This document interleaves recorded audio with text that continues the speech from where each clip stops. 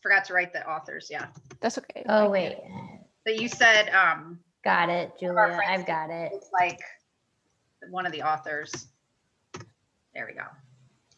And then If they're going to be updating that anytime soon. Because it's reach out and teach. Do you want me to go ahead and just put it up now, or do you want me to wait? Now would be good because I can like copy and paste it through. I was talking about the PowerPoint. Are you talking about sharing the PowerPoint? okay. I think somebody clicked on to make it live, so our attendees are joining us already. But that's okay. We have 5 minutes. They can just hang out and see how the sausage is made. Would you share the link to the PowerPoint or just put it up?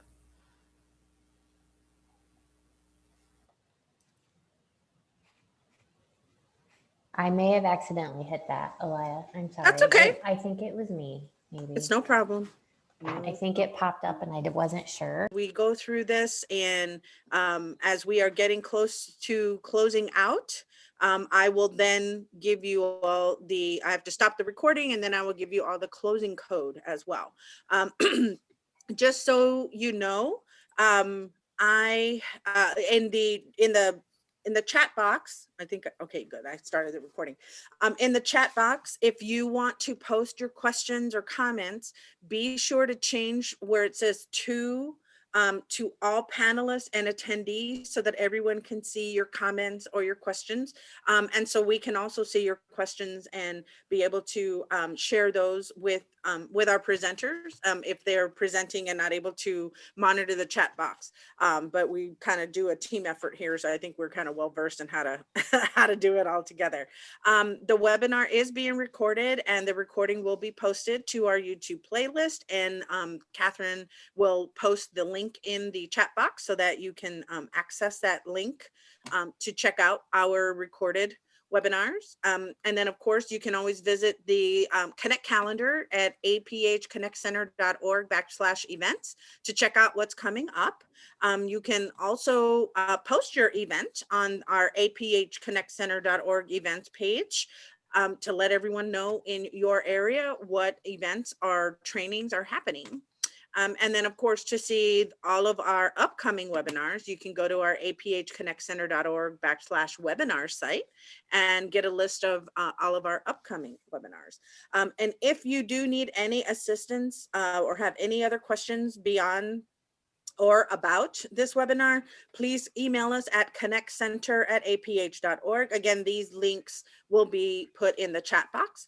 And we also have an information and referral line where you can reach us from the Monday through Friday, 8 a.m. to 8 p.m. Eastern at 1-800-232-5463. Okay, and again, that is also going to be in the chat box. Okay, so before we get completely going, I want to get an idea of who all is here with us today. Let's see. We want to know, there's 3 questions. The first one, what is your job title or role? And you can choose from TVI, O&M specialist, AT specialist, early intervention teacher, adult consumer, vision rehab specialist, therapist or teacher, college faculty or state administration, student in a college program, or parent or guardian. You can also, for number 2, we want to know where you're from. Northeast US, Southeast US, Northwest US, Southwest US, Midwest US, US territory, Canada, Australia, or New Zealand. And if there's not a place for you here, please enter it in the chat box. And then we also want to know, how did you hear about the webinar? Was it through the APH Connect Center website, or emails from APH, university faculty, our ACV REP website, or not the ACV REP website, through a friend or colleague, or through social media?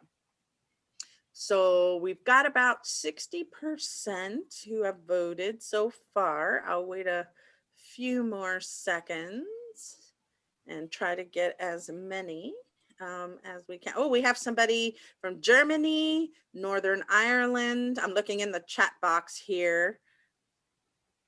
let's see, Germany, Europe. Wow, that's great. I love that we have so many people from all over the world. Welcome, welcome, welcome. We really appreciate you all being here and sharing in this. Okay, I'm going to end the polling and I'm going to share the results so everybody can see who's here. So we have a big audience of TVI, O&M specialists, and AT specialists.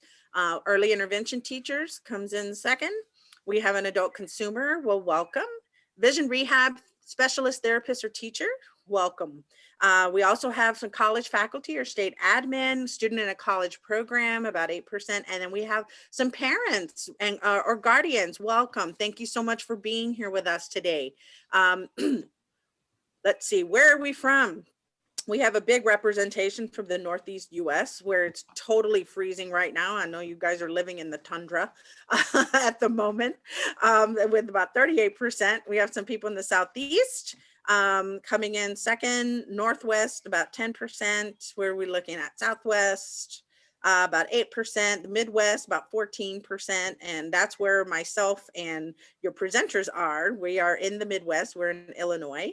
We have a US territory, some from Canada, welcome, and a couple from Australia, New Zealand, and then the few that I read from the chat box from Europe and Northern Ireland, Germany.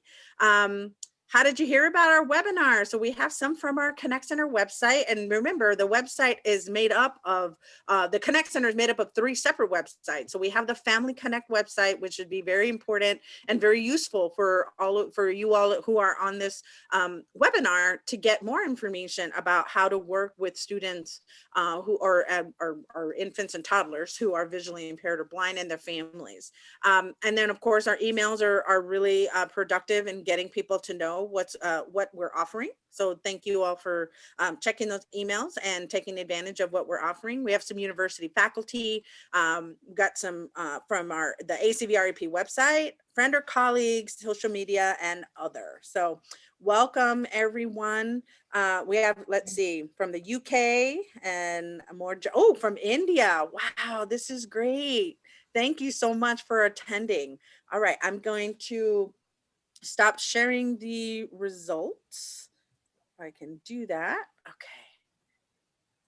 All right. Well, again, welcome everyone.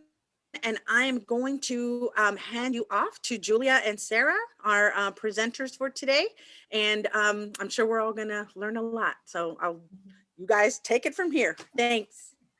Hi, I'm Julia Bowman. I am one half of the Birth to 3 team at Illinois School for the Visually Impaired. I've been in this position for about 11 years, but it was a career change for me. I was previously a chemist, but I was inspired by my experiences as a parent of a child with visual impairments. My daughter Mary was born 17 years ago in Boston. And so we were able to take part in the Perkins Infant Toddler program. And that experience was so positive and so supportive for us that I decided to go back to school. I went to the UMass Boston TVI program and get my master's. And really, because of that experience, I focused all of my career on Birth to 3 because I feel we make a great difference at this age. Okay, and I am Sara Edwards, and I'm the other half of the Birth to 3 program at ISVI. My story is very similar to Julia's. I was inspired to change as well. I actually changed. I was working as an actuarial technician, and I had my son, and he was diagnosed with Leber's congenital amaurosis. So we started our early intervention program here in Illinois. And then about 2.5 years later, I had my daughter and she had LCA as well. So we continued with our DTV for another 3 years. She was wanting to retire and she kept telling me, you know, come on, you can do this. You know more than I do. You're a parent. And at first I just kind of laughed and said no. But then when Elissa started the early childhood program when she was 3, I decided to go back to school and became a teacher for the visually impaired. But I knew that I wanted to work with the families in the early intervention program. So I really did not have any interest going into the schools. I wanted to work in the homes with the families. And so like Julia, I've been with ISVI for 10, 11 years now, 11 in the Birth to 3 program. And I love it. And here we are today. So Julia, I think you can get started. Okay, so today we're going to talk about overall development and how vision plays such an important role in all areas. So one of the first questions parents ask me as we begin working together in early intervention is, how will my child's visual impairment affect his or her development? I'm sure any of you who are in EI have heard this question. And it's not a simple one to answer, but it is an important one. And in fact, I feel it is my primary responsibility as a birth to 3 teacher to educate parents, because the more that they know and the more that they understand about how a child with visual impairment learns, the more they're able to support their child during these critical early years. So we can start with, can you advance it, Sarah? Okay, great. So to really understand how vision plays a role in development, we have to start with the framework of how typically developing babies learn. And so I've borrowed from the wonderful resource, Early Focus. If you're familiar with that book, the reference is at the bottom of my slide. And in this book, they really emphasize, the authors emphasize, I want to go back one more, Sarah. Oh, I didn't know, sorry. Okay, so in Early Focus, the authors emphasize 2 main theories of child development. So they start by explaining cognitive or constructivist theory, which is attributed to Piaget.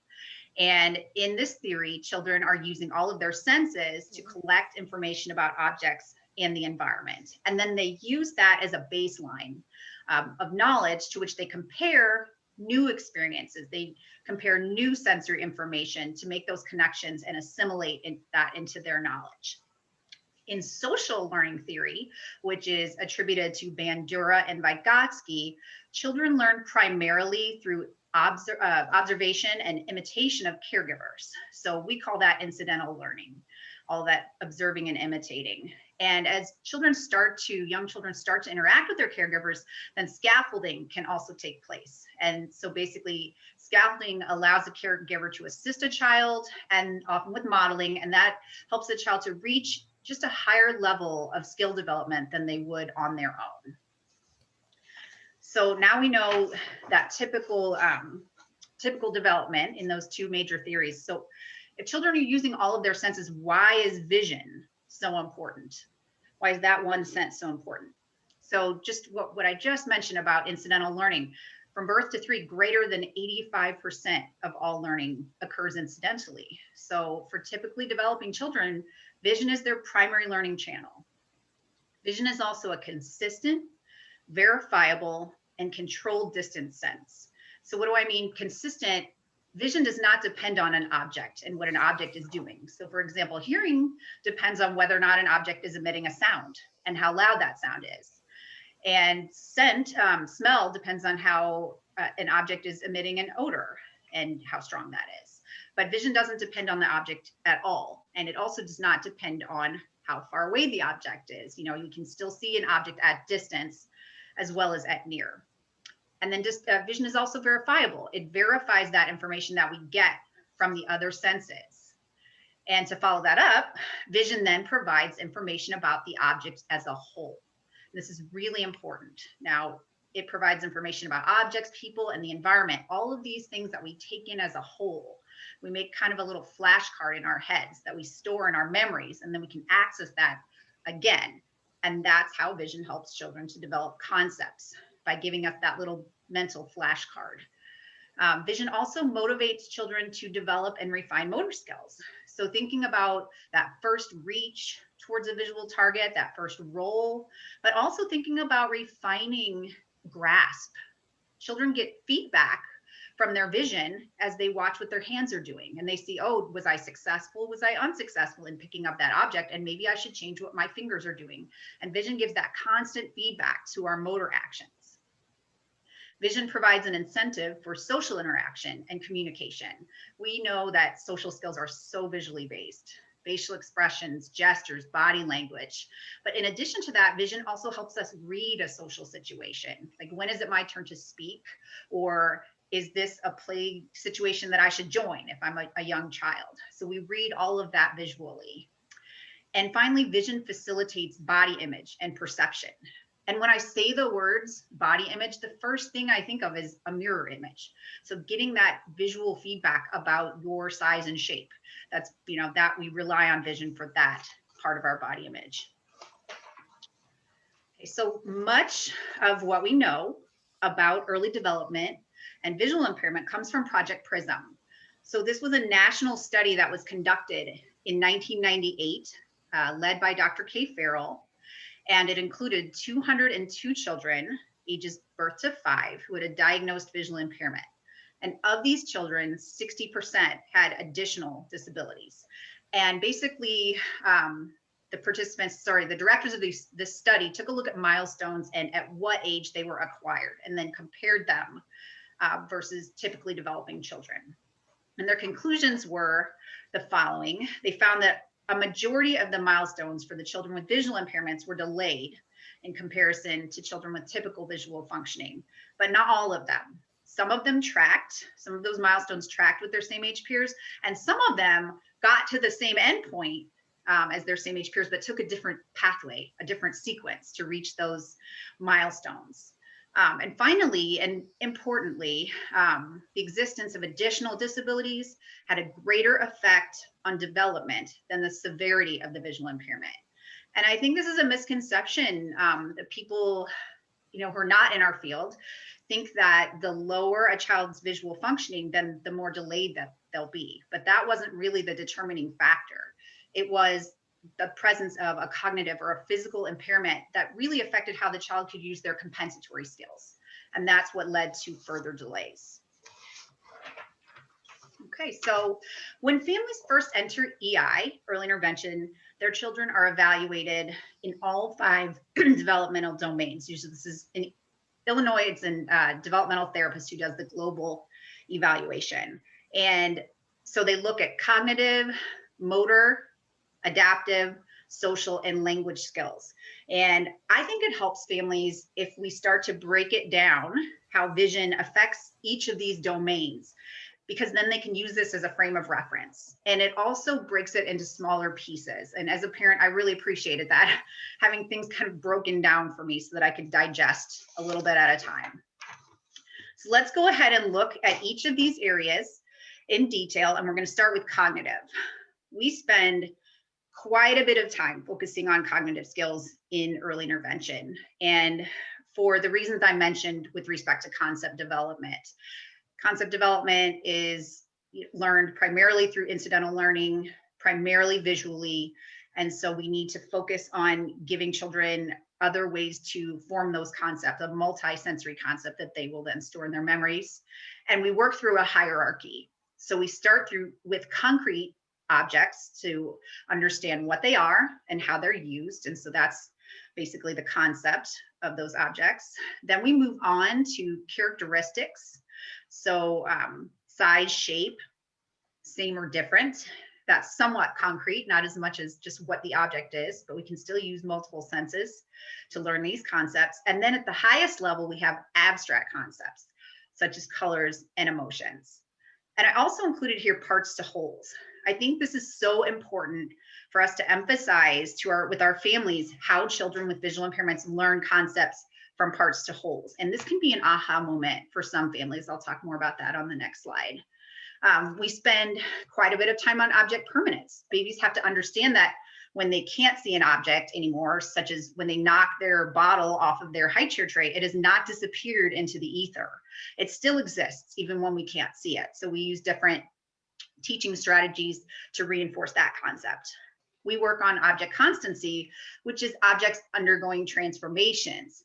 Now, for someone with typical vision, you can see a banana on the bunch with a peel and understand that that banana will undergo a transformation as you peel it, slice it, and put it on a plate.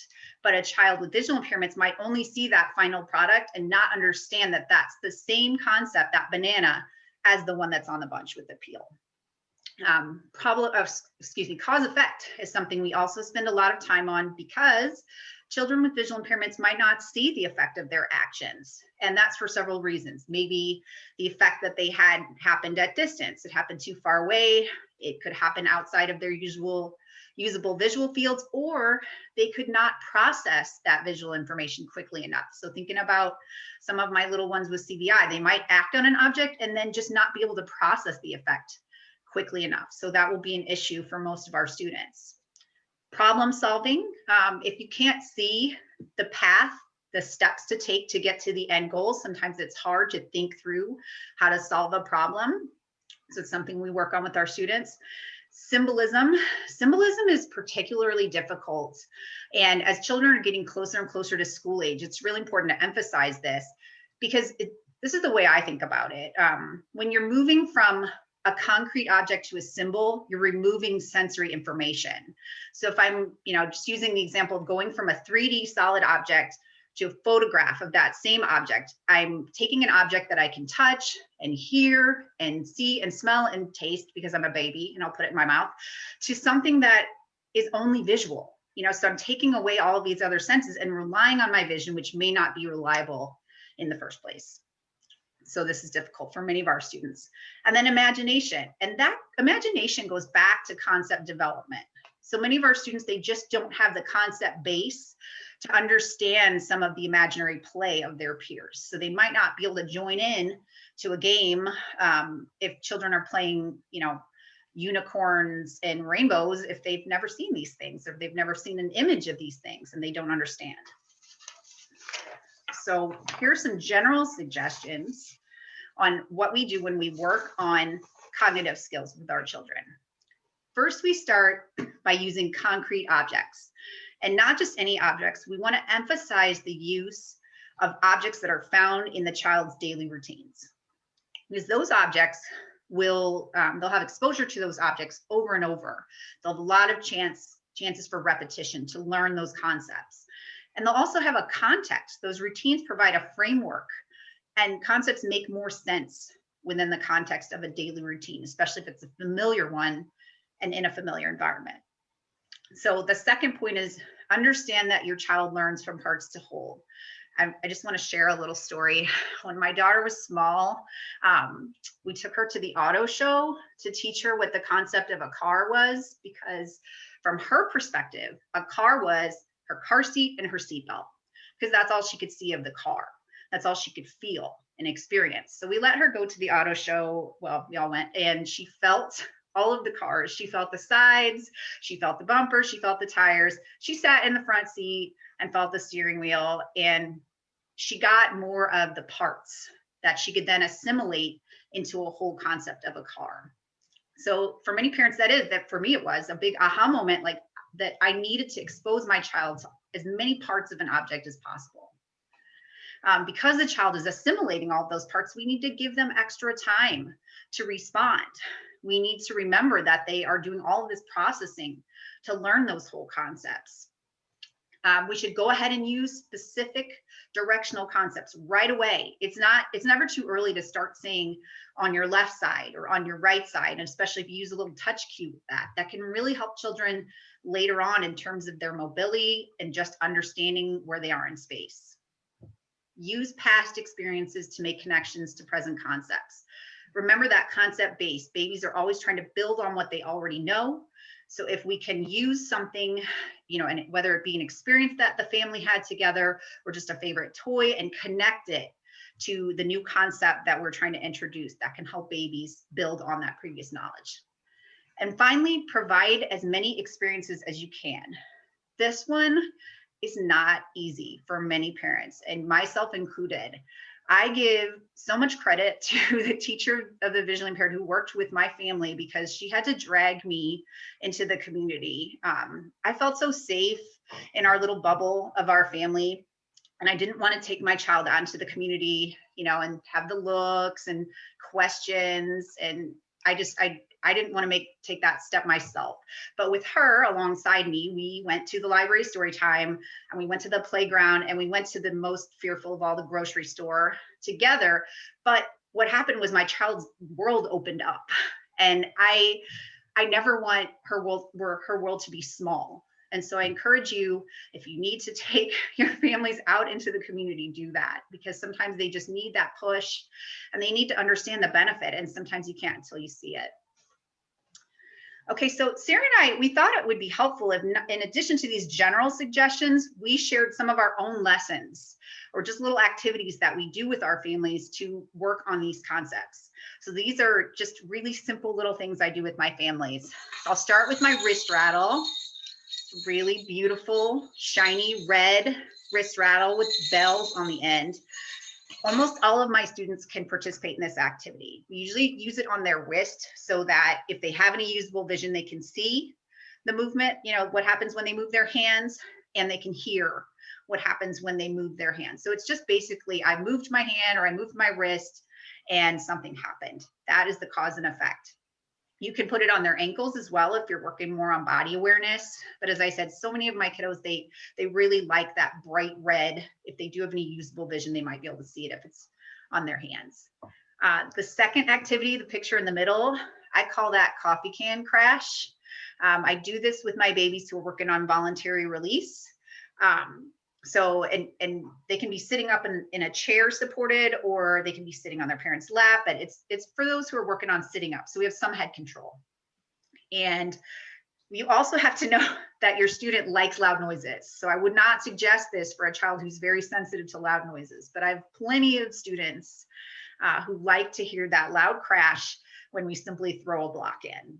And we can even turn this into a turn-taking game between myself and the student, or the caregiver and the student. Just we throw it down, we hear that loud noise, we're getting that cause effect. The coffee can, and I drink the old school coffee, not fancy. So I have plenty of these cans that I give out to all of my families. It just has that shiny, shiny interior. And if you need to just give that even more visual support, you can shine a light down in there. So it's just helping the child see the effect of their actions. The third picture on the right is a modified version of this activity. And I got this picture from the Active Learning Space website. The little girl, she has ping pong balls that are in kinetic sand. I did this with one of my students because he really liked kinetic sand and he was just working on grasp. And so he wasn't able to pick up any of the balls that we had on the tray, but he could kind of knock them off the tray. And when they landed on either side of him, we actually had cookie sheets on either side of him, but it would make a loud sound when he would drop the ball on the side of his tray. So that's just another way to modify. You can modify most any cause effect activity for your student as long as you are aware of what adaptations are needed. Okay. And I just want to add with that ping pong, you could actually Velcro those ping pong balls to the tray so that they would stay in place, and then the kiddos don't have to like chase them around as well. So, all right. So we'll move on to a couple of lessons that I use to encourage some cognitive development. And I'll start with my bead pull can.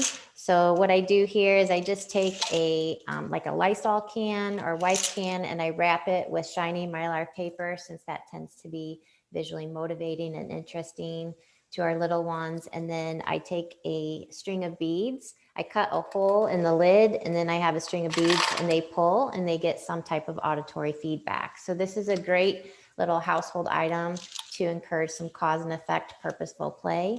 If they don't have the ability to reach or grasp a small string of beads, you can use other materials like scarves, or I've even used like a jump rope, because the end of the jump rope has a larger handle at the end. You can also just put different items inside the can. Again, you can put beads or rocks or dried pasta. So if they are sitting in their activity chair or at the table and they're just rolling that can around, again, they get some type of auditory feedback. I also like to incorporate matching and sorting activities. So the picture at the bottom middle, that's actually a texture board that was made by one of my families. She just used cardboard and then wrapped it in felt paper. And then with smaller cardboard squares, she glued different textures on each square. As you can see, some of them are fuzzy or bumpy or rough. Again, you can make 2 squares of the same texture so that you can start some matching activities. The picture immediately to the right is for matching colors or recognizing colors. I just use big ice cream container bins.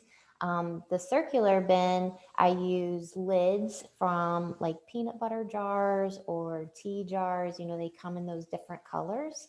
So you can have the child find the red lid or the green lid or the red, you know, or the red, green, yellow, whatever color you have. They find that lid and then they insert it into the container. If the child you're working with is not yet matching or identifying colors, this is just a really great container play activity that they find the lid and then put it inside the container. The square container, I cut out 4 slots and I outline that with different colors. So in this particular container, I have a blue square, a red, a green, and a yellow. And then I take popsicle sticks and color those popsicle sticks with a different color. And then the object of the activity is for them to insert the popsicle sticks into the matching slot of the container lid. The top picture is a matching activity that you can just use with dried pasta. I like pasta because it feels different. You can get all different shapes and sizes of pasta. I don't go to the extent of coloring it. Some people do, and that's fine. I do not. But the point is you wouldn't have to color. I just like to sort dried pasta by the shape or the feel. You know, they can feel the curliness or the straight or the elbow noodles. So that just gives them some more materials in the home that they can incorporate for matching and sorting activities. So really the idea with matching and sorting activities is that we can match and sort so many items just based on different characteristics like textures, function, size, shape, and color. Oops. Okay. All right. Now we are going to move on to motor development and how that is affected by our child's vision loss. And in motor development, we will talk about fine motor and gross motor. Fine motor are those smaller movements such as grasp, reach, release, or wrist rotation. We really pay attention to those fine motor skills because obviously those play into our pre-Braille skills as we prepare children to go into school and learn how to read and write Braille.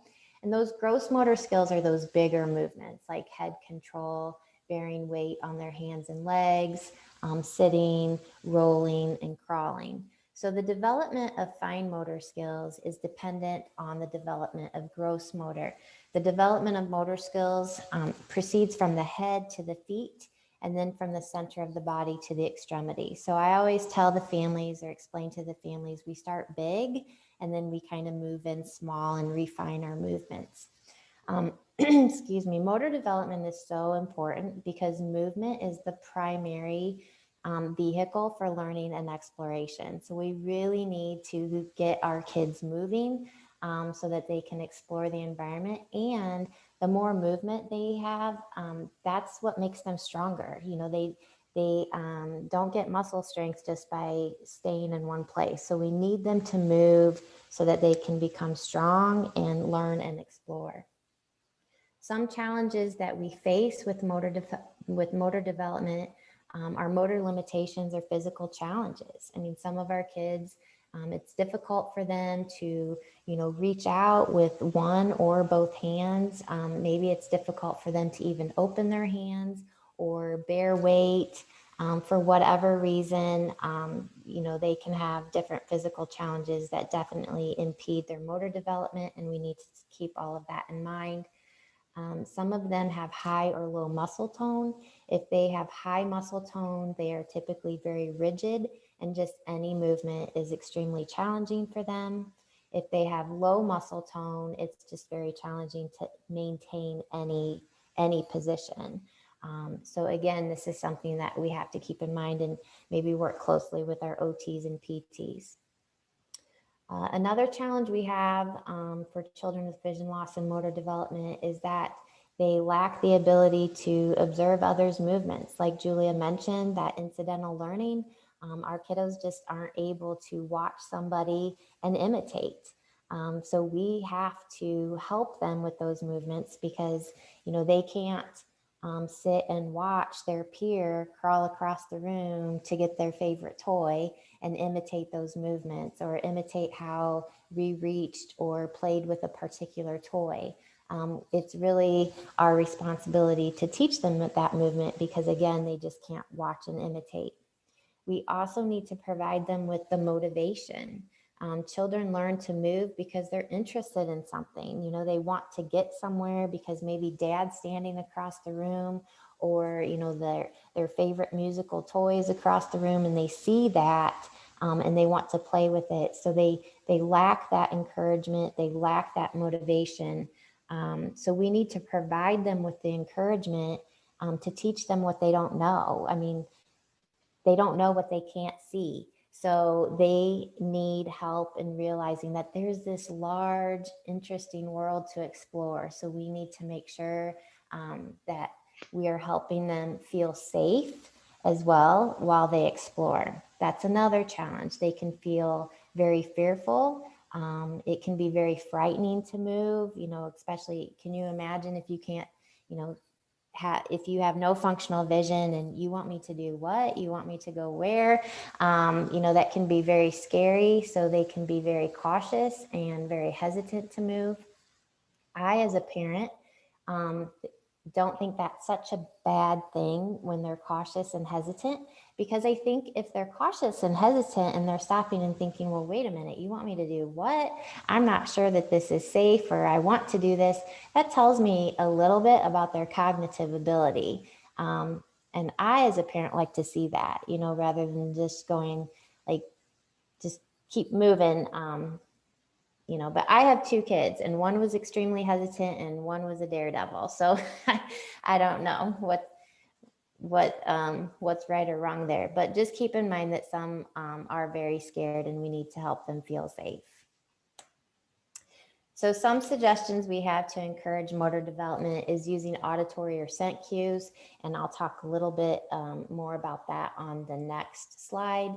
We can also use tactile cues around the home. You know, maybe that's placing some tactile strips along the walls so that they can feel those textures as they're moving and exploring, or placing different textured objects around the home for them to search and give them a little motivation to move around their home to find these objects. We also need to incorporate some hand-under-hand guidance to model those small movements, because again, they can't observe and imitate our movements. Just about a week ago, I was on a phone call with Dr. Therese Paletko, and I was talking about a student of mine, and we were discussing how this student focuses on one or two toys or one or two activities, and we were trying to figure out why or what we can do. And, you know, she brought up a good point that I think, again, we just sometimes forget. And she said, but has anybody taught her how to play with the new toys?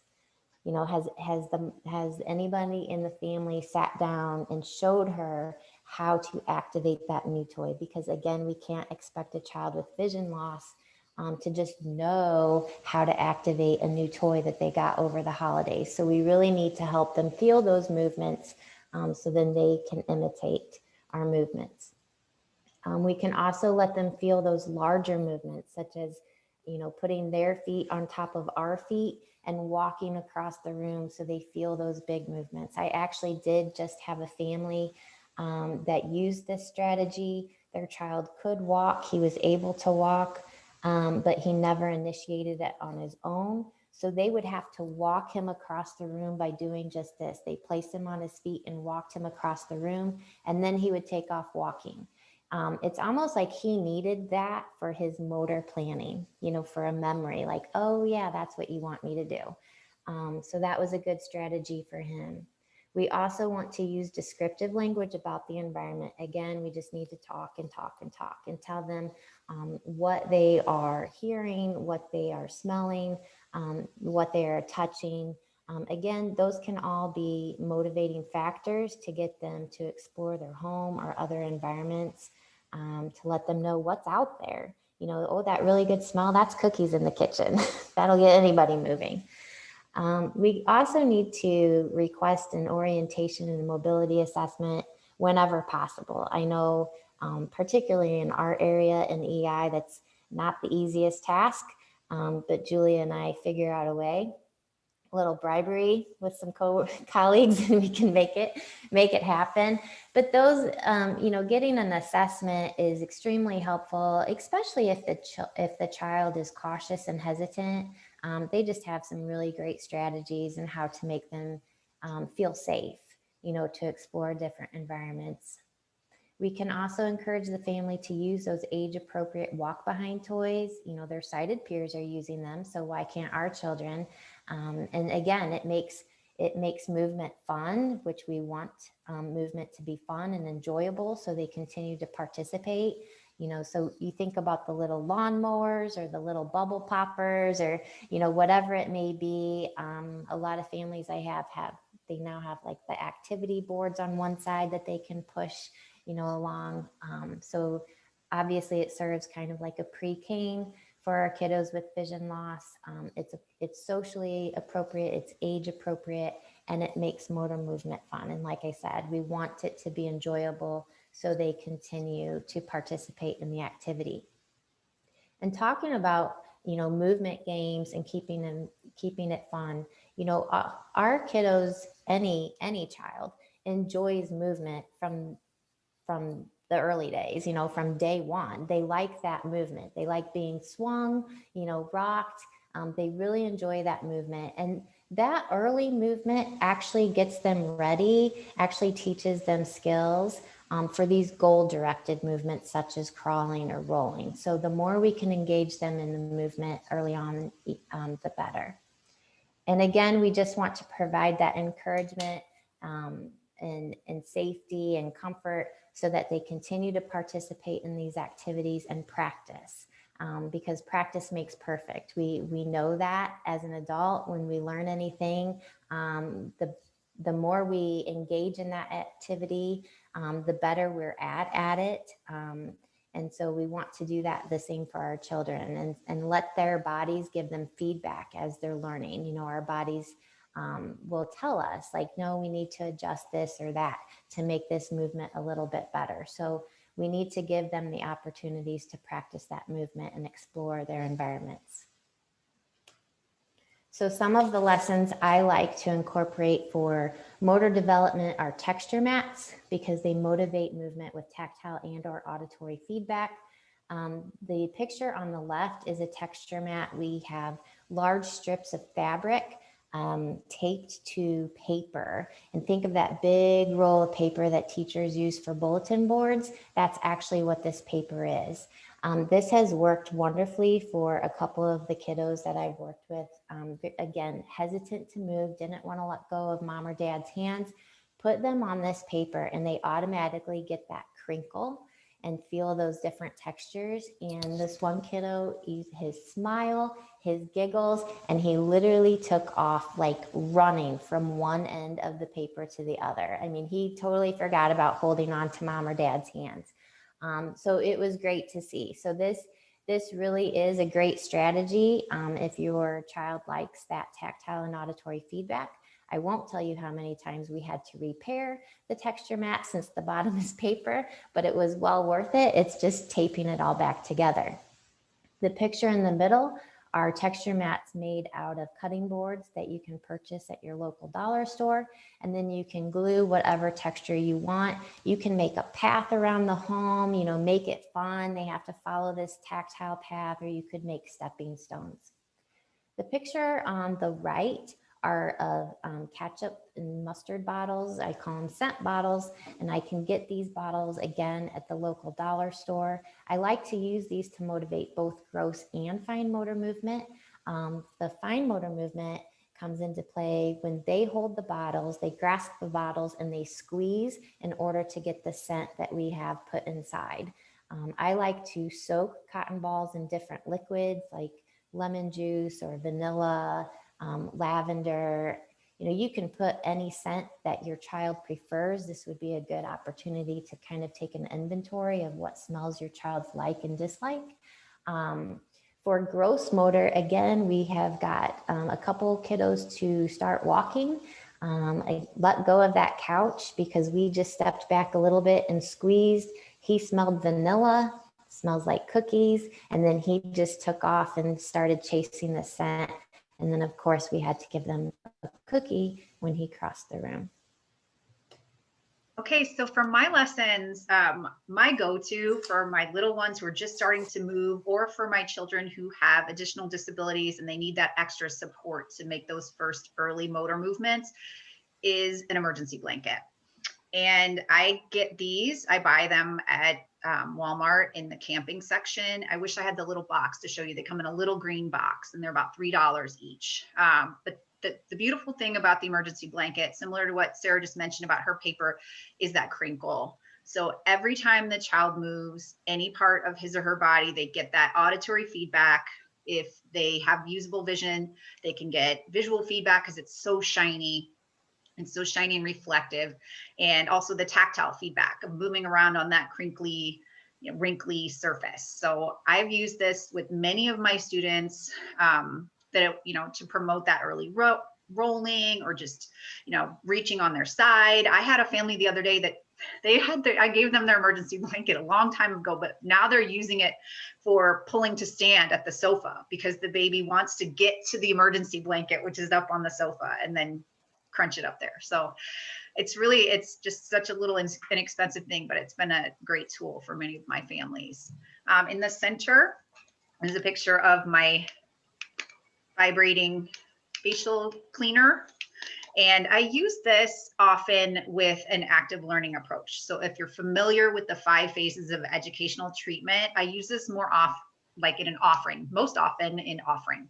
If you're not, I'm basically just sitting behind the child, or having the caregiver sit behind the child and turn it on and just let the child hear that vibration near to where, if the child moved, he would touch it accidentally. So just with a small motor movement, he would touch it. And so then, first I'm going to gauge his reaction. I'm going to see, was that a pleasant or an unpleasant experience? And then we either continue or we move on. But oftentimes children really respond positively to that kind of brushing, to feeling that vibrating brush, and then they'll reach for it again. And as you see, I have the tape around the middle for when we can work up to grabbing the actual brush to get it with one hand and then touch it with the other hand. On the right, I bet many of you have not seen one of these before, but this is something I tried recently with one of my students. And so I just had to share it. It's kind of outside the box, tactile input. This is an ice roller, and it's for people who have migraines. When you get a bad headache and you put that cold across your forehead, it's wonderful for that. But what I found is that some of my babies, they love to put cold things in their mouth or just have it touch their hands, and it's really just a motivating tactile form of feedback. So I'll use it in the same way. It can be an offering experience where they touch it by accident, and then we see, was that pleasant, was that unpleasant? Or for my little ones who want to grab it and then just, you cannot bite through that. Unlike the frozen ice packs that you get to put on things, on a wound to make it cold, you don't bite through and get that nasty chemical oozing out. So it's been pretty wonderful. So next we have adaptive skills. And so this area actually includes quite a few more skill areas than I have listed, but these are the main 4 areas that I feel we touch on in birth to 3: feeding, dressing, toileting, and self-care. And our challenges when we're working with a child with visual impairments is, of course, observing others. We have all of these routines that we do throughout the day as adults, and our children, our babies and toddlers usually watch us doing them. And for example, so sitting around the table eating, children are going to imitate that behavior. What do you do with a spoon? Whereas I have so many of my babies that think a spoon is equivalent to a drumstick because they've never observed what you do with a spoon at mealtime. Concepts of different clothing, what is a shirt? Why do we call it that? And where do we keep them? That's another concept. Sensory issues. This is a whole category. This could be a whole presentation just by itself. We have so many children who have issues related to feeding, They don't want things in their mouth. They don't want food on their hands. And dressing, I've had a couple of kiddos with just such a great sensitivity to clothing that's all that they could think about. They couldn't put it on the back burner, that just that feeling of clothes was so upsetting to them. So that's something that it's hard to overcome, but we work at that. I already mentioned imitation of those self-care routines, and then finally motor limitations. So some of our students won't be able to achieve complete independence with some of these routines, but we still want to work on partial participation. We'll talk about that more in a minute. So I typically rely on what I call the reach out and teach strategies. And I got them from the very first book that I ever read on visual impairments, the first edition of Reach Out and Teach. I have the reference on the bottom. This book took me through my daughter's first 3 years, so I still rely on it today. These are the basic suggestions for any daily living or adaptive skill activity. You want to include them when they occur in daily routines. The way we work with families, we go to their homes and we spend an hour at a time. So it might not always be mealtime when we're there. Or it might not be dressing time when we're there, but that's when families need to do that carryover and follow through during the day when these skills come up, reinforce practicing those skills during daily routines. From our perspective, we need to think through the steps and make a task analysis. I know this is so familiar to so many teachers, but it was an aha moment for me as a parent to break down how many small steps it takes to do even the simplest of daily living tasks. For example, I remember writing a task analysis for blowing your nose, and it was 7 steps long. So really think about each and every step that needs to be done. For parents, have them try it without vision. And again, this brings back memories of me trying to get dressed without looking and failing miserably, because your vision guides you through all of these tasks that you do without even thinking about it. Recognize the teachable moment. And this is where parents really shine, because they know their children best. They know when their child is ready to learn. They know when they are fed and happy and comfortable. And that is the time when we want to work on these skills during their routines. But we really have to capitalize on that teachable moment when they're ready. Be consistent. And I think about consistency in terms of language more than anything else. So we're working on drinking. Call it a cup, a sippy, a glass, pick one, and everyone use it. So we need that child to understand that single concept first before we generalize it and introduce these other terms that mean the same thing. Work from behind. Working from behind is just much more natural in terms of the child's extension of their arms rather than being pulled from the front. And it also is easier to do hand under hand when you're working from behind. So I like to encourage that as much as possible. Decrease, help gradually. That goes back to that task analysis. You try to encourage the child to do even just one little part of, one little step in all of the steps that were needed for a task, and then try to have them do 2 steps and then 3, and you decrease your help. Let your child be included in your daily tasks. Have them help you throw clothes in the hamper or clean up their toys, when they're toddlers, or just when your baby is little and you can carry them around, bring them around with you when you're, preparing a snack. So try to have the child be a part of the full routine as much as possible right from the very beginning.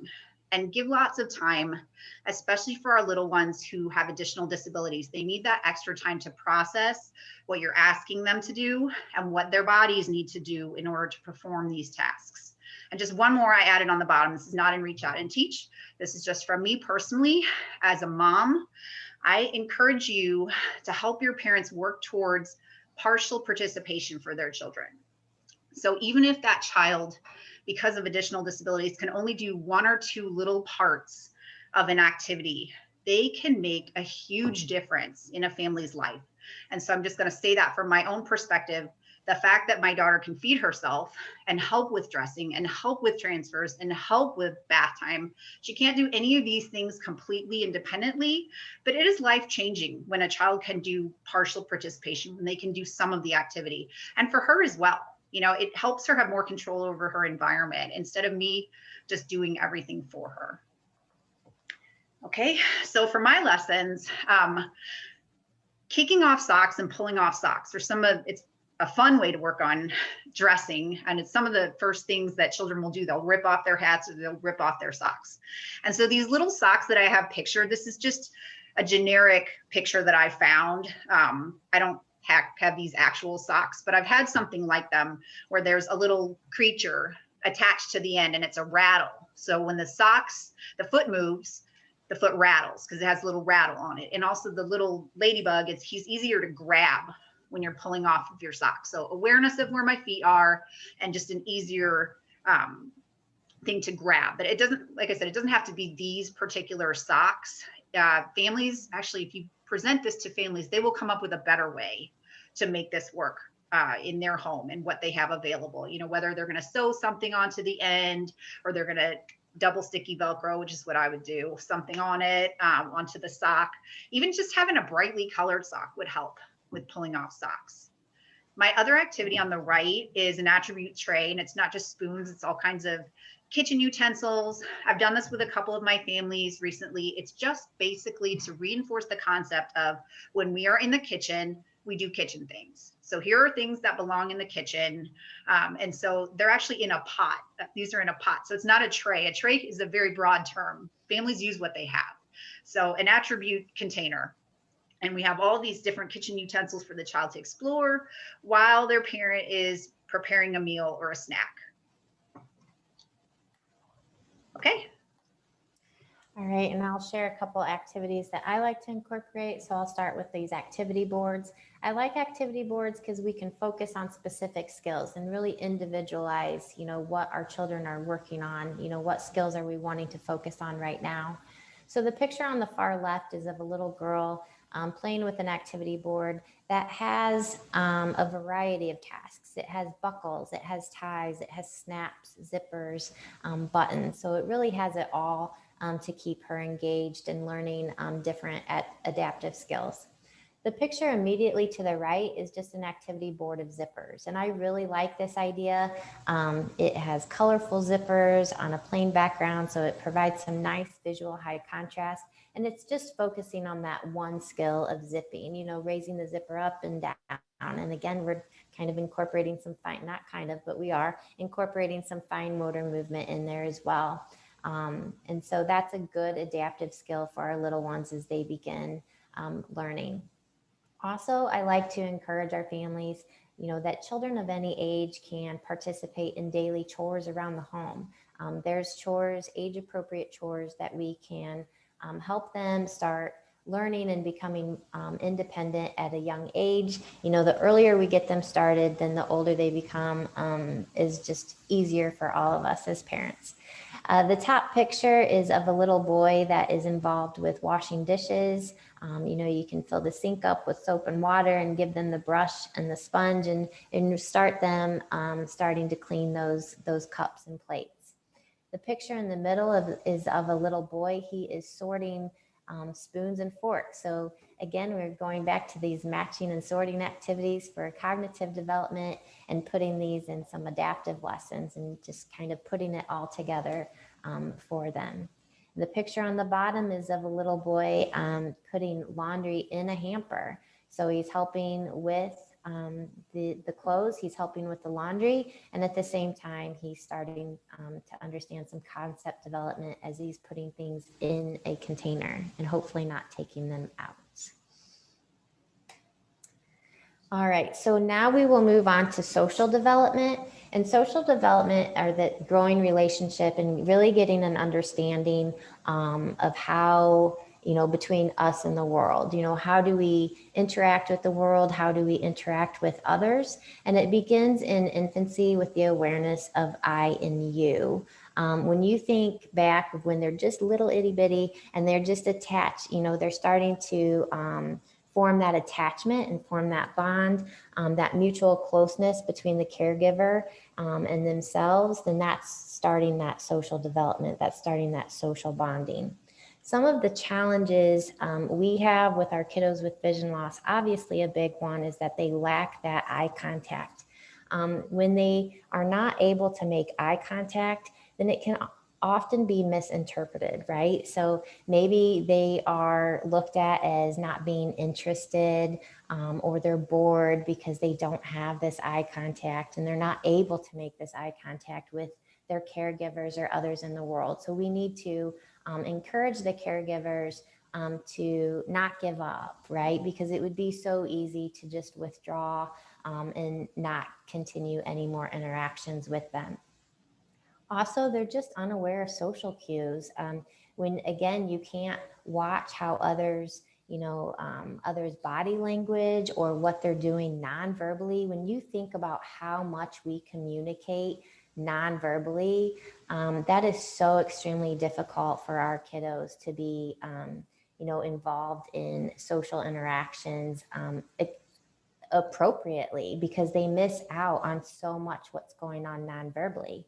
I'm told that I roll my eyes a lot. So, I mean, right there is telling you something, but for somebody who can't see, they're totally missing what I'm communicating when I roll my eyes. Or, they miss people pointing or people smiling, or, just those facial expressions.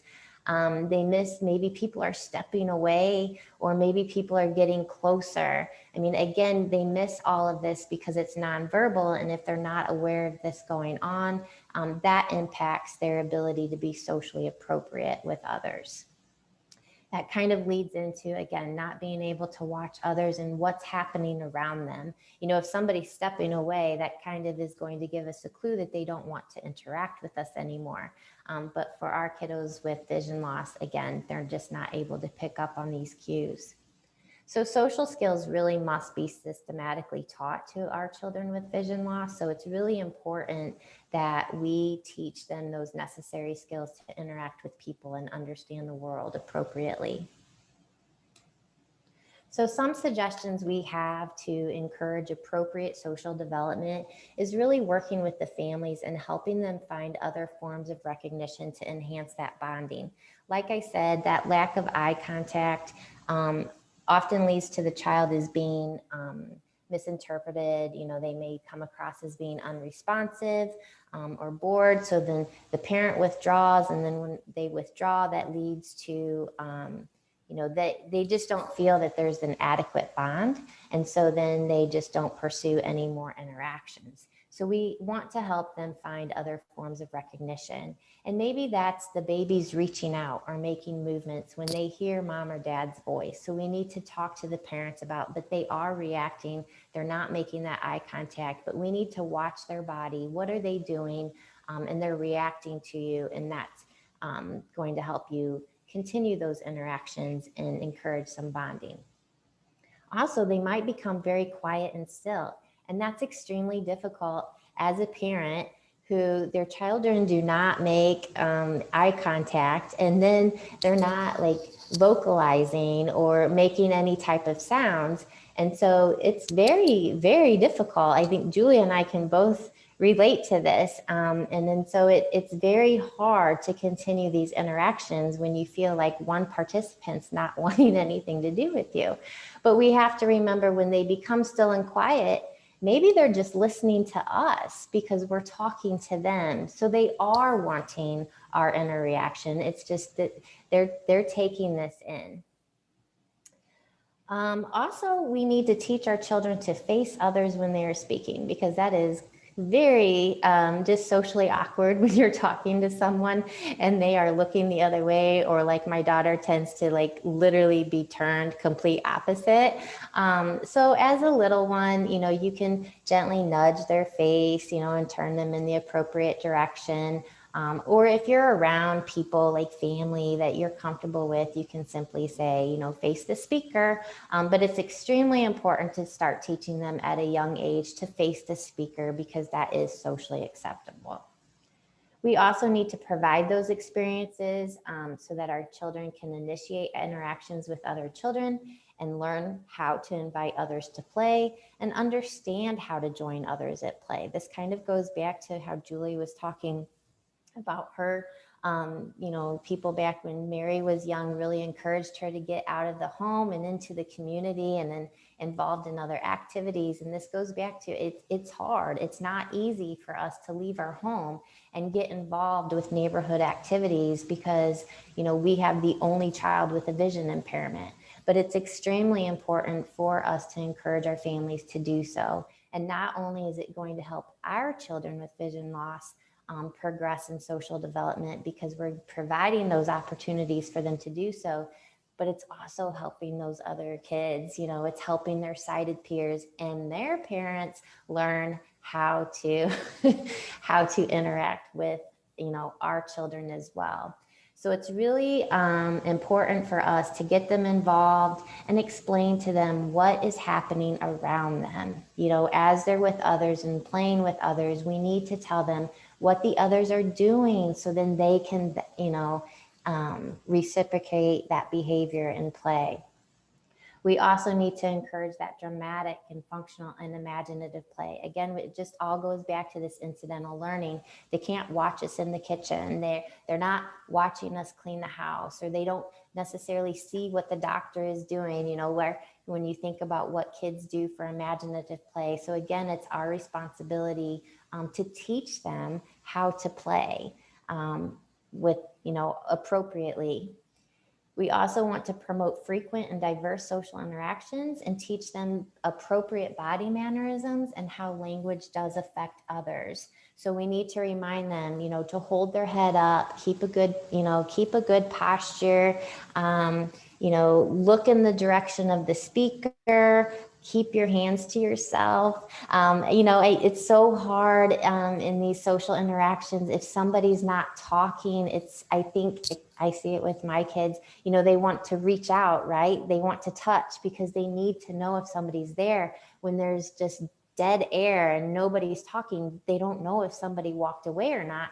So they want to either get really, really close or start reaching out. So we need to teach them, you know, it's not appropriate to touch others, keep your hands to yourself and respect that bubble.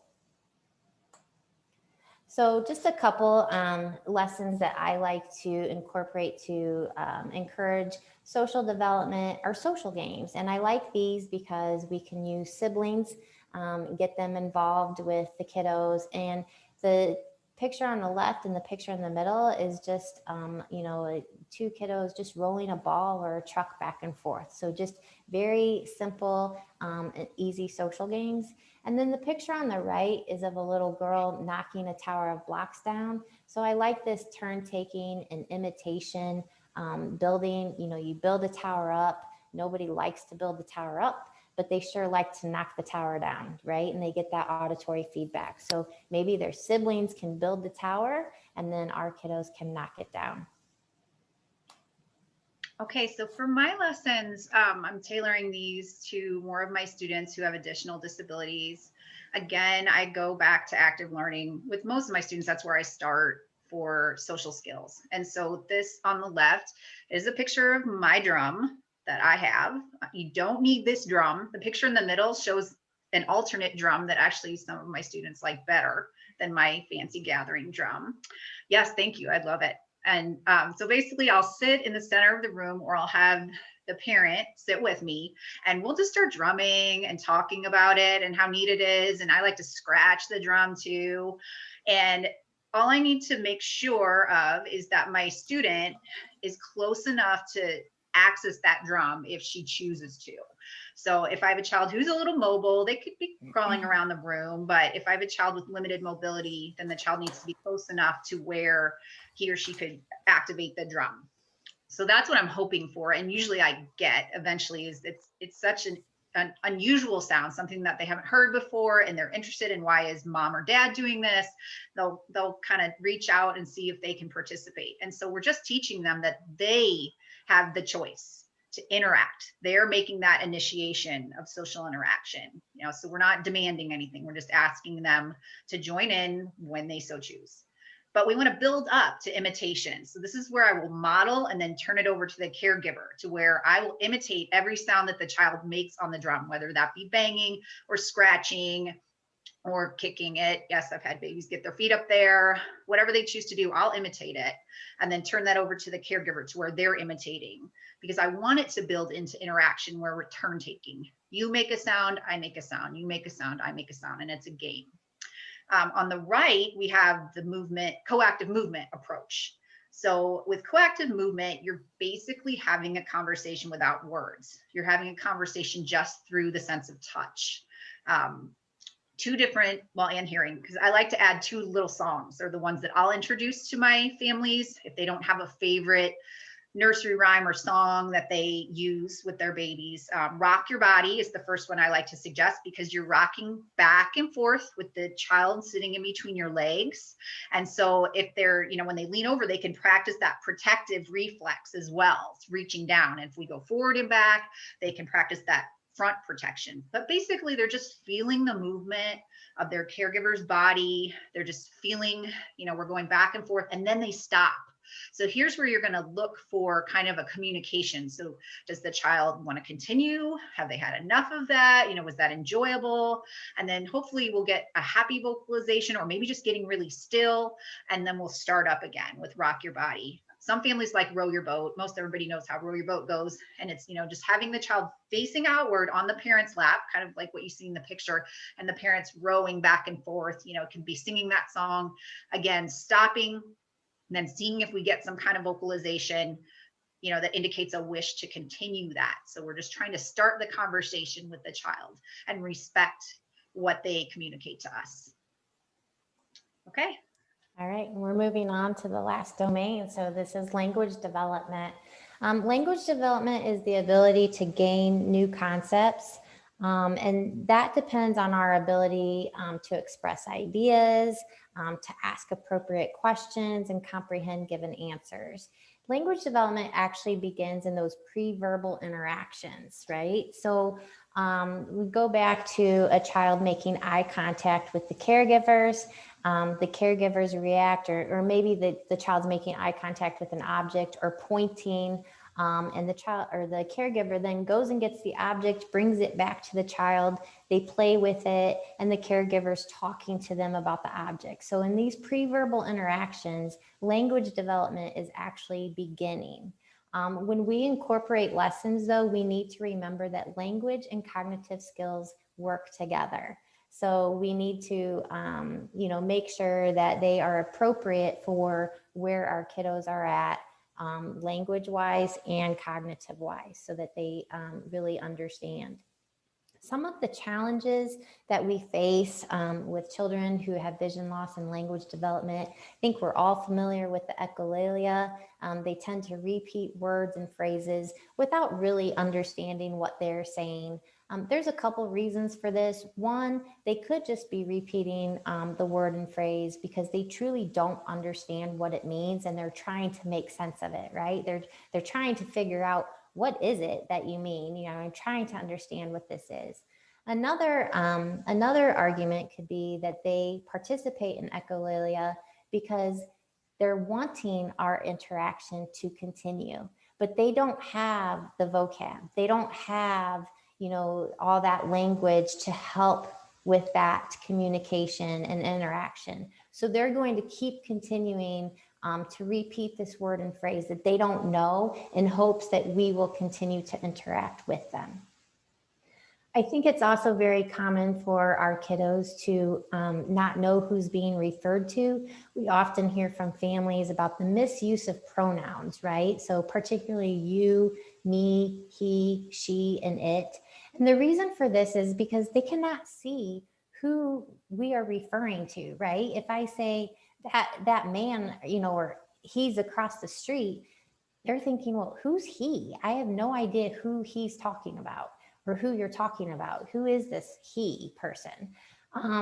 If we think about it, they oftentimes may not even know the gender of the person that they're even speaking to. You know, that can be extremely difficult. So the understanding of these pronouns is very common. Also, because they lack the visual input, they just, it may impact the understanding and describing of events, right? So they may have a challenge relating the sequence of events, explaining why an event occurred, or providing descriptions of events. This really came clear to me when my child, Elissa, when she was probably when they start writing anymore, it's like preschool, I don't know, kindergarten, but they're writing stories. And I remember sitting in a parent-teacher conference and her classroom teacher was telling us how they wanted her to be more descriptive. Like throughout her short story, it was, you know, her character was always running, you know, the person was running. And the teacher wanted her to use gallop and she wanted her to use, you know, sprint and, you know, all this. And I said, okay, I get that. But to Elissa, she lacks that visual input. To her, it's all a run. I mean, it's all the same action, honestly. So she doesn't understand that. That's not her world. Like the person's moving fast, she's running. It doesn't matter if it's a gallop or whatnot. So that really impacted her way to describe events. So then that's really when it started making sense to me that writing is probably not going to be her strength because they want her to be very descriptive and it's just not going to happen.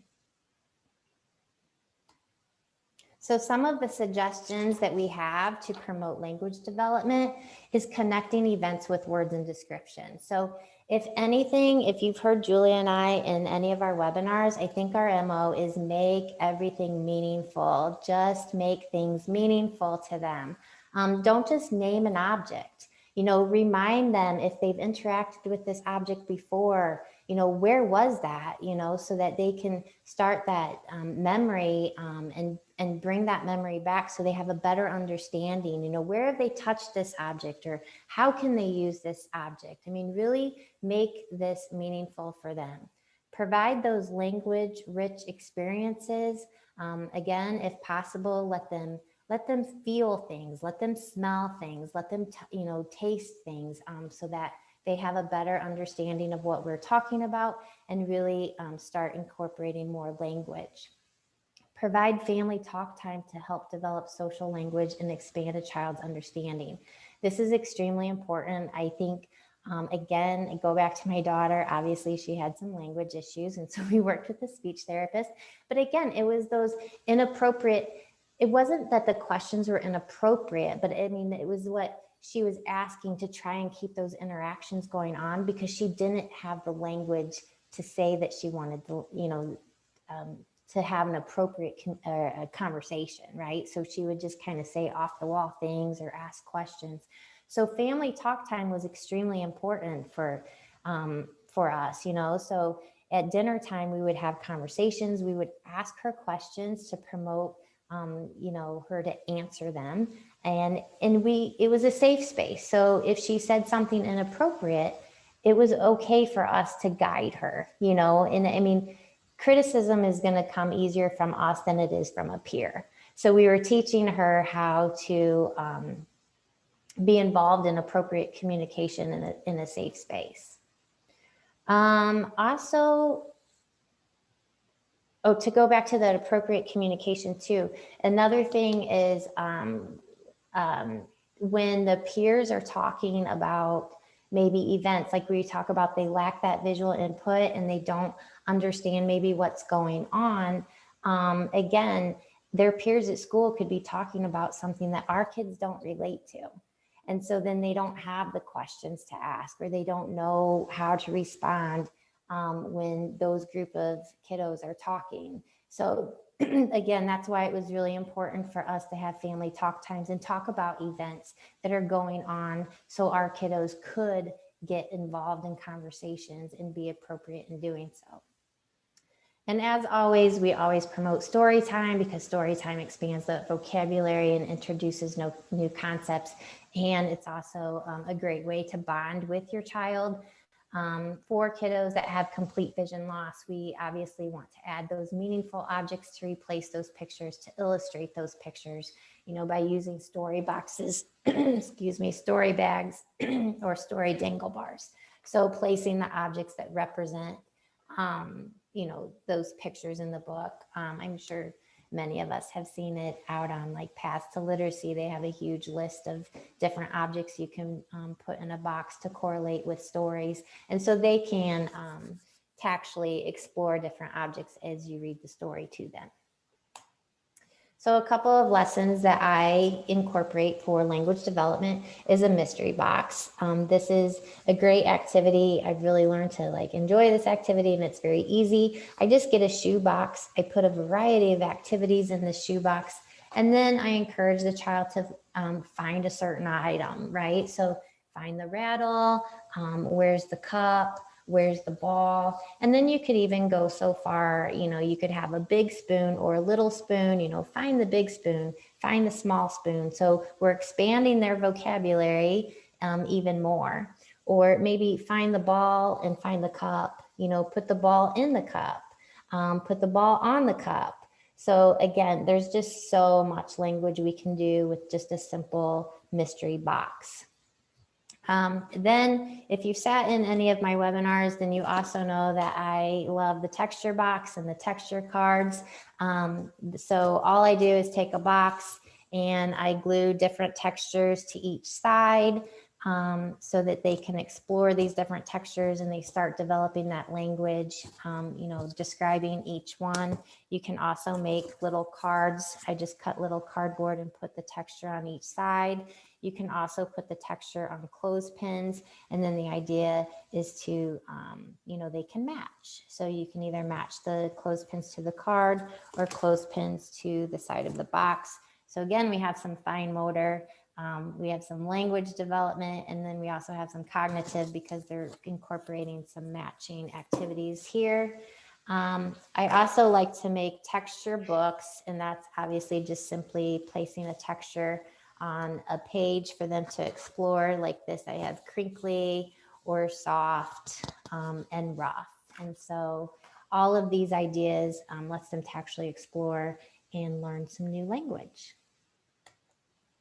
Okay, I know we're running out of time, so I'll just really quickly go through my 2 lessons. I love to do a scent-based story box. So many of you are familiar with story boxes. I picked this book, The Sweet Smell of Christmas, because I would never recommend it to any of my families for visual skills. It's very busy. There's so much going on, but it's a scratch and sniff.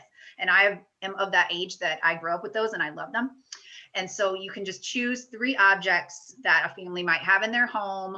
Around holiday time, you might have more luck with like a gingerbread cookie and a candy cane, but I have pretty good luck finding cocoa and oranges in a lot of homes, or I can bring that in.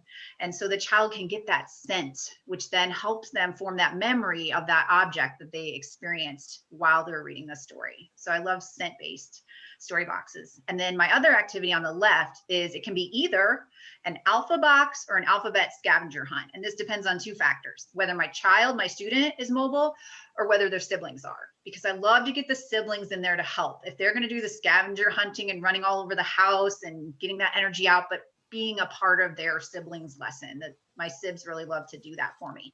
So I'll bring a couple objects in to start it. So this one is a B alphabet box, just with a bear and a bird and a bus and the Braille card and the Braille cell, obviously came from a teacher. But then the family could find like at least one more item that they could put in that box so the child can start with that phonemic awareness, understanding what all these things have in common. It's that sound. Okay, Sarah, you can kind of skip the next one and just show these are our children showing you off their skills in the community. Mary's eating frozen yogurt in the yogurt shop, and then she's making pizza dough at the bottom right. Ethan's walking with a Starbucks. So if you know Ethan, you know he loves a Starbucks. And then Elissa's in the bottom left corner talking to some peers in her classroom. Then here is our contact information. So feel free to reach out to Julia and I if you have any questions. We have our email and phone numbers. We also have the link to upcoming trainings and any recorded webinars. And then if you have any questions about our outreach, you can contact Michelle Clark, and her email is down below as well. So I was looking through the chat. I see a couple times people have asked about handouts or PowerPoint. I believe that's going to be shared. If Catherine or Elia could confirm that. Yeah, if you email that to us, then we can email it to the participants when we send out the survey link. Mm-hmm. Anybody else have anything they wanted to ask? There were a couple of questions. We responded to some as we went Okay. along. Somebody had a question about a dangle bar. Yeah, I don't have a link for a dangle bar, but I mean, it's If basically, they go into active learning space, if they Yeah. go into that Hold on. active learning space. they call it a mobile on active learning space. I think Mm. from Past to Literacy, they have the dangle bar story time, right? Past the literacy does, yes. Okay. It's, yeah. Probably just be quick to find a picture than try to explain it. Right. We make them with PVC pipe and we just hang them. Oh my gosh, there's a picture right behind me. Hold on. Here is a dangle bar. Oh, well, there you go. That's mine. Perfect. And now you've seen more of my office. Oh, I'm glad you had that waiting for you. Right behind you. Right behind me. There's always one in process. That's awesome. I think there was a question earlier, like we were in the chat about using the Oregon project for assessment. And then I made a recommendation if there, because the concern was about kids who are with multiple disabilities and how the Oregon project may not necessarily be the most appropriate assessment for the kids, and about using the scores and things like that from those assessments and how they're not really valid, but it's more the skills that you're getting information about more so than the actual scoring per se. And I know that was mentioned in here, like how do you address that with families? That especially like if you're using the Oregon and the child is coming out really, really low when they really have more abilities than what that particular assessment is, demonstrating. Yeah, I saw, and I think the question was more like, how do you explain that to families? I think it's different for every family. It's what they can handle, and you have to just kind of know them and what they're ready to hear, because they are going to get those scores. I do have really good experiences usually with team members that they'll make a point when they're sharing their scores that, oh, well, we're going to wait till the vision person explains how this might affect their score. And so that really helps right at the beginning. If you are in that meeting on that team and your other team members are just so aware that the scores are going to be affected by visual impairment for all the reasons that we discussed today. And so then they'll say, well, I'm going to tell you what score I got because I have to use this particular assessment for, let's say, physical therapy, but then I'm going to go ahead and let the vision professional explain, how this could affect their overall development and how the score might not reflect, what they could really do. I think too, one of the important things beyond like what you were saying, Julia, like your families are different, they're in different phases of acceptance, and you have to, we have to be very sensitive to that. But I think also having a one-on-one with the family first before other people are there in the, in the meetings, if you can, like, even if it's a phone call or something, that was just a big part of my practice. I always talk to the families days before, that we were going to all be in a meeting discussing this stuff, just because they need time to, absorb all that. And you both know that, your mom, you've been through it yourself, I just tried to be real sensitive to that. And so, it's just, I think it helps to have that conversation more of a private one-on-one before you have OTs, PTs, speech, everybody else in the room there, so that the families feel comfortable expressing themselves, if it's just a smaller, if it's just a more private type conversation. So that's just my 2 cents. Let's see, does anyone in MI need EI? What is that? Oh, Michigan? Oh.